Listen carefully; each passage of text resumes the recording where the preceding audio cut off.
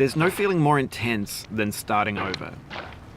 If you deleted your homework the day before it was due, as I have, or if you left your wallet at home and you have to go back after spending an hour in the commute.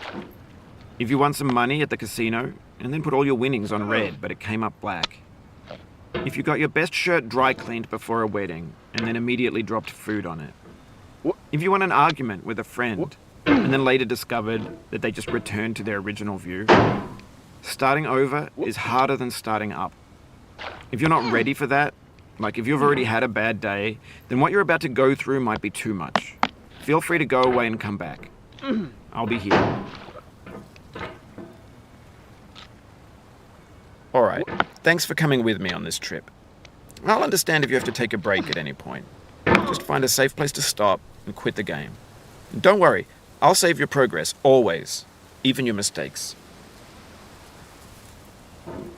This game is a homage to a free game that came out in 2002, titled Sexy Hiking. The author of that game was Jazzuo, a mysterious Czech designer who was known at the time as the father of B games. And B games are rough assemblages of found objects. Designers slap them together very quickly and freely, and they're often too rough and unfriendly to gain much of a following. They're built more for the joy of building them than as polished products. In a certain way, Sexy Hiking is the perfect embodiment of a B game. It's built almost entirely out of found and recycled parts, and it's one of the most unusual and unfriendly games of its time. In it, your task is simply to drag yourself up a mountain with a hammer. And that act of climbing, in the digital world or in real life, has certain essential properties that give the game its flavor. No amount of forward progress is guaranteed. Some cliffs are too sheer or too slippery. And the player is constantly, unremittingly in danger of falling and losing everything. Anyway, when you start Sexy Hiking, you're standing next to this dead tree that blocks the way to the entire rest of the game. It might take you an hour to get over that tree, and a lot of people never got past it. Prod and poke at it, exploring the limits of your reach and your strength, trying to find a way up and over. And there's a sense of truth in that lack of compromise. Most obstacles in video game worlds are fake. You can be completely confident in your ability to get through them once you have the correct method or the correct equipment or just by spending enough time. In that sense, every pixelated obstacle in Sexy Hiking is real. The obstacles in Sexy Hiking are unyielding, and that makes the game uniquely frustrating. But I'm not sure Jazzuo intended to make a frustrating game. The frustration is just essential to the act of climbing, and it's authentic to the process of building a game about climbing. A funny thing happened to me as I was building this mountain. I'd have an idea for a new obstacle, and I'd build it, test it, and it would usually turn out to be unreasonably hard. But I couldn't bring myself to make it easier. It already felt like my inability to get past the new obstacle was my fault, as a player rather than as a builder. Imaginary mountains build themselves from our efforts to climb them, and it's our repeated attempts to reach the summit that turns those mountains into something real. When you're building a video game world, you're building with ideas, and that can be like working with quickset cement. You mold your ideas into a certain shape that can be played with, And in the process of playing with them, they begin to harden and set until they're immutable, like rock. And at that point, you can't change the world. Not without breaking it into pieces and starting fresh with new ideas.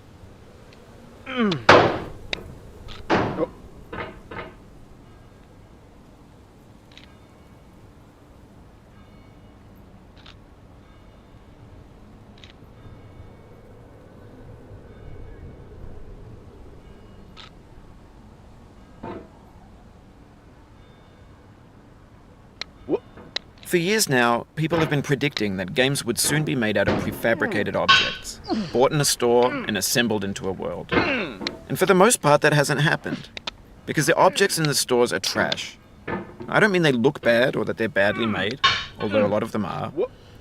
I mean they're trash in the way that food becomes trash as soon as you put it in the sink. Things are made to be consumed and used in a certain context, and once the moment is gone, they transform into garbage. In the context of technology, those moments pass by in seconds.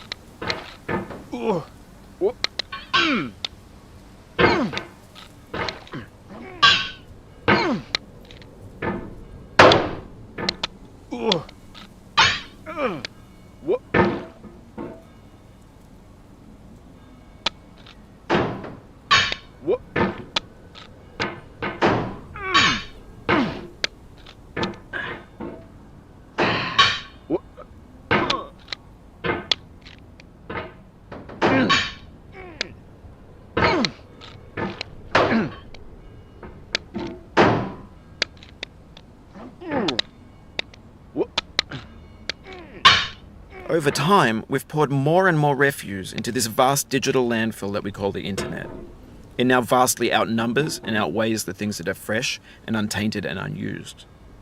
When everything around us is cultural trash, trash becomes the new medium, the lingua franca of the digital age.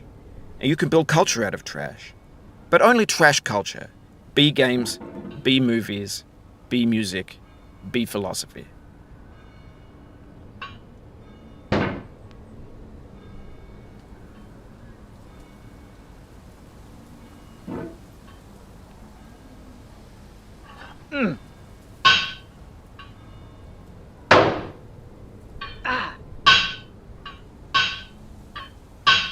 Maybe this is what digital culture is.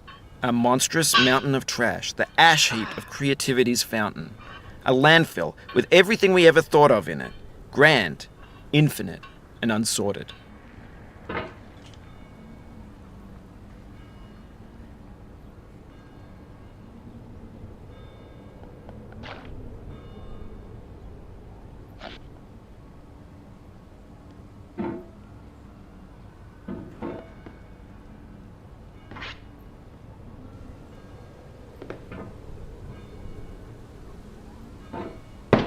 There's 3D models of breakfast, Gen X's fanfic novels, Scan magazines, green screen Shia LaBeouf, banned snuff scenes on LiveLeak. Facebook's got lifelike bots with unbranded adverts and candid shots of Kanye and Taylor Swift mashups, car crash epic failed GIFs, Russian dashcam vids, discussions of McRibs, discarded, forgotten, unrecycled, muddled, rotten, untitled.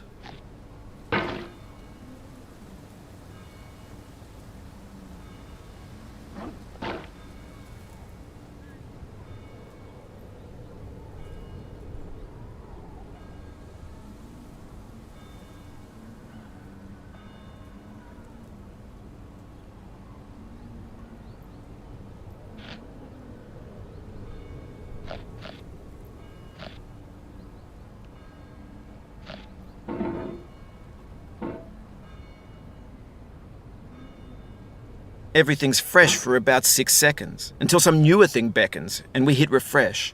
And there's years of persevering, disappearing into the pile, out of style, out of sight. In this context, it's tempting to make friendly content that's gentle, that lets you churn through it but not earn it.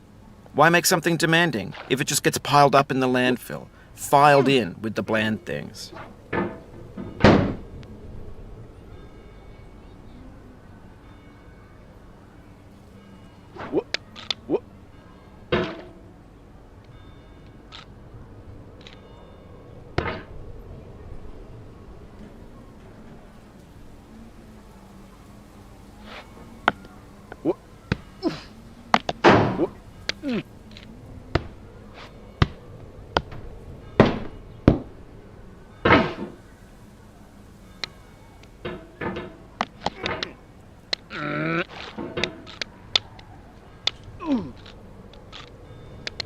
Oh, you just lost a lot of progress.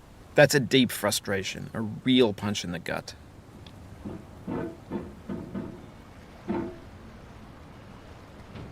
What?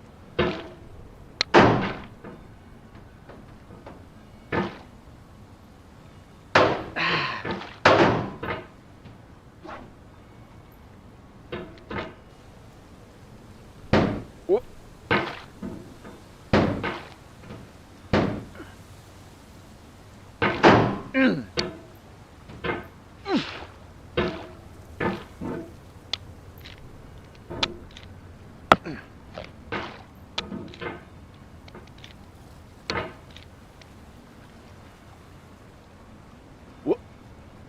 Oof, sorry about that.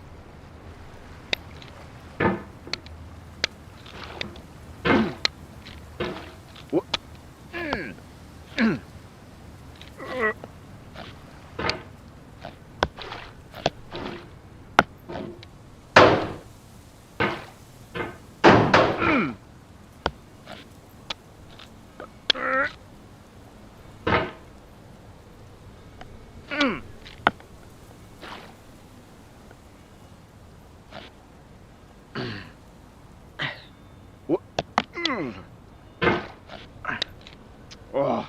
Oh, it happened again. Keep on trying, don't let it get to you.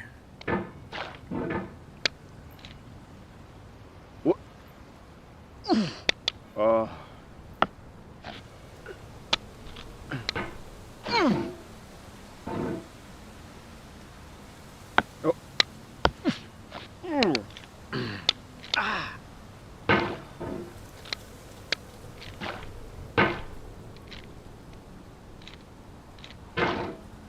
What?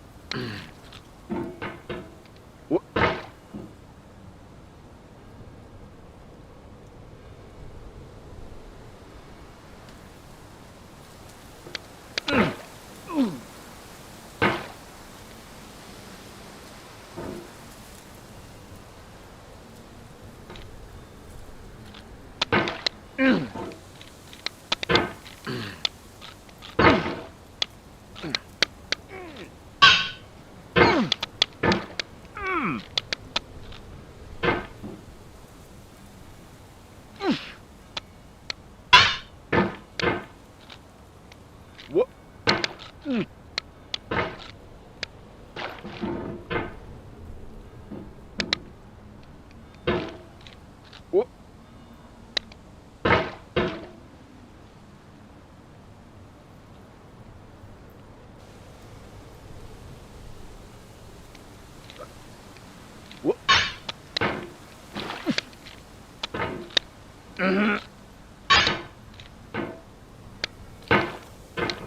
What?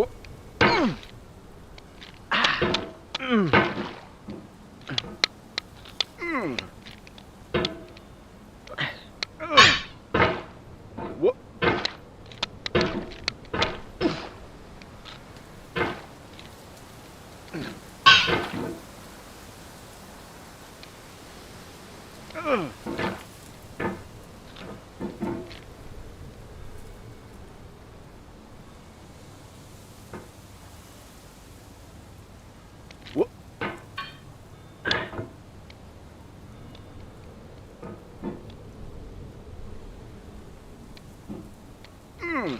What?